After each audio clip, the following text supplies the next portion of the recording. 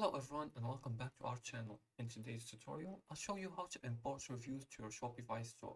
Importing reviews can add valuable feedback to your products, thus helping your store grow more and more. So let's get started. First, you have to install the app to help with importing. Before you do that, you have to access your Shopify account. And to do so, just go to your web browser and type in the search bar shopify.com. After the website appears, enter your account credentials and log in.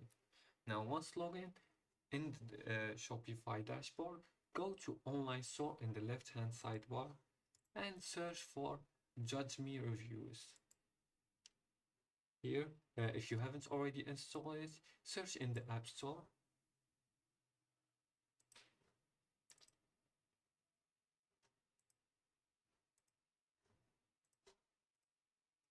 Here, you'll find the Judge Me Product Review app. If you haven't already installed it, there will be a button here with the install. You can click it to install it. After you install it, now you have to import your review data. And to do so, just go to your Shopify dashboard and click on Apps.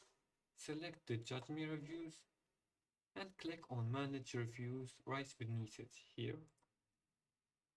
Now click on Import and Export and choose the judge.me format here.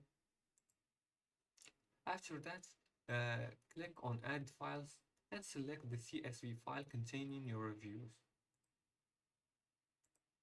And now you've uploaded the CSV file and paste it here.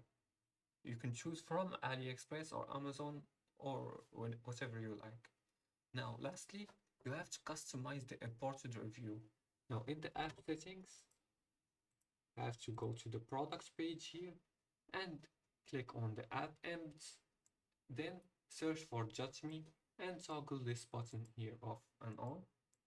Now, in the app settings, adjust the look and layout of the review here. You can search for the review here in your products page and customize the layout and the look and the colors of it. After you finish customizing, save your changes to display them on your products page. And that's it. You've successfully imported reviews to your Shopify store. If you liked this video and found it helpful, please like and subscribe and leave a comment below the video if you have further more questions. Thanks for watching and see you again in the next tutorial.